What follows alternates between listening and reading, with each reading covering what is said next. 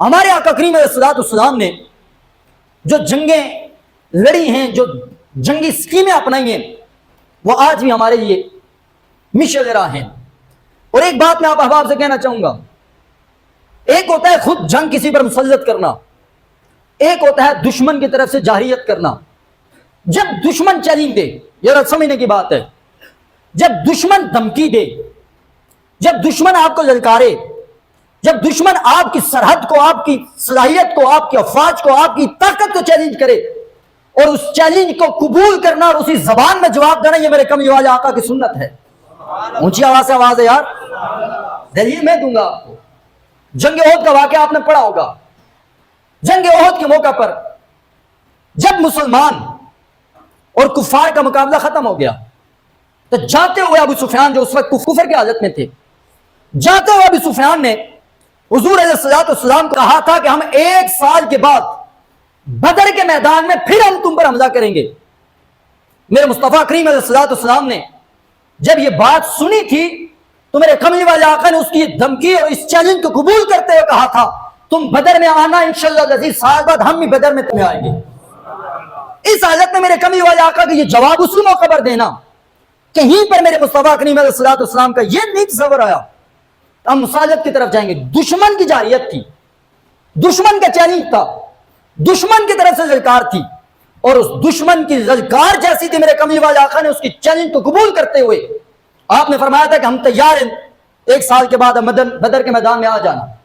یہ اس بات پر بہت بڑی دلیل ہے کہ بھئی دشمن جب مسلمانوں کو للکارے یا اس دھمکی دے، یا دشمن جب مسلمانوں کی سرحد کو چیلنج کرے، تو اس وقت بجلی بن کے بیٹھنا یہ مسلمانوں کا اور میرے کملی والے آقا کا سبق نہیں ہے، بلکہ دشمن کی زبان میں جواب دینا یہ میرے کملی والے آقا کا طریقہ اور عمل رہا ہے۔ اس پر میں کملی والے آقا کی ایک سکیم میں آپ احباب کو بتانا چاہوں گا۔ جب غزوہ احد ختم ہوا، کفار مکہ کافی دور نکل گئے، تو پھر انہیں خیال آیا کہ مسلمان زخمی تھے، مسلمانوں کی شہادتیں بھی ہوئی تھی، ان کے جانور بھی زخمی ہوئے تھے۔ انہیں خیال آیا کہ اتنا ہم نقصان کر کے آئے ہیں بظاہر، لیکن پھر بھی ہم مسلمانوں کو ایسے ہی چھوڑ کے آ گئے۔ انہوں نے ایک دوسرے کو کوسنا شروع کر دیا۔ فیصلہ یہ ہوا کہ جاؤ اب جا کر دوبارہ سے جو بچے کچے ہیں، جو زخمی ہیں، پھر ان پر حملہ آور ہو، ہمیشہ کا یہ ختم کرو، مدینہ پر قبضہ کرو۔ یہ بات انہوں نے ایک مقام پر بیٹھ کر مشورہ کیا۔ ادھر میرے کملی والے آقا کو ان کے اس منصوبے کی خبر ہوگی۔ یہ میرے مصطفیٰ کریم علیہ السلام کا جنگوں کے حوالے سے ایک جاسوسی نظام تھا، سب سے منظم اور بہترین سسٹم میرے آقا کریم علیہ السلام کا یہ بھی تھا۔ میرے آقا کو خبر ہوئی، میرے کملی والے آقا نے تمام صحابہ کو فرمایا جو زخمی تھے، جن کے سینے پر، جن کی پیٹھوں پر، جن کے ہاتھ ٹانگیں زخمی تھی، میرے آقا نے فرمایا کوئی نیا مجاہد نہیں شامل کریں گے، بلکہ جو زخمی ہے، جو جس حالت میں، چلو تیاری کرو، دشمن پر چڑھائی کریں گے۔ آل جرت مندی، دشمن پر رعب اور ہیبت پیدا کرنے کے لیے اس وقت جو مسلمانوں کا نقصان ہوا تھا، مسلمان زخمی تھے، سب کو فرمایا آپ نے جانا ہے۔ اور سارے میرے کملی والے آقا کی اس پکار پر لبیک کہتے ہوئے کملی والے آقا کے ساتھ چل پڑے تھے۔ میرے آقا نے خبر کیا سنی؟ دشمن دوبارہ حملہ کرنے لگا ہے۔ تو میرے کملی والے آقا نے وہاں دفاعی حکمت عملی نہیں اپنے، میرے آقا نے فرمایا چلو اسی مقام پر ہم پہل کر کے ان پر حملہ کریں گے۔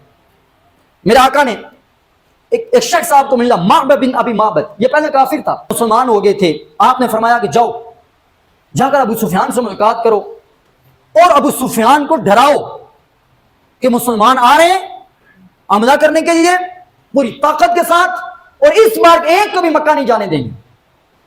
یہ ایک جنگی حکمت عملی ہے کہ دشمن کو اپنی پاور شو کرنا، اپنی طاقت کا بتانا۔ اس نے جا کر ابو سفیان کو اتنا ڈرایا کہ وہ فوراً ہی وہاں سے بھاگنے پر مجبور ہو گئے۔ پھر میرے آقا ایک مقام پر پہنچے، میرے مصطفیٰ کریم علیہ السلام نے اپنے صحابہ کو فرمایا آپ سب نے ایک سب نے بیٹھ جانا ہے۔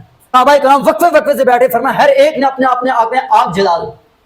ایک تو ذرا زخموں کی ٹکور بھی ہو جائے گی، دوسرا دشمن یہ دیکھے تو اسے یہ نظر آئے کہ مسلمان اتنا بڑا لشکر لے کر ہم پر حملہ آور ہو رہے۔ سارے صحابہ نے ایسے ہی کیا۔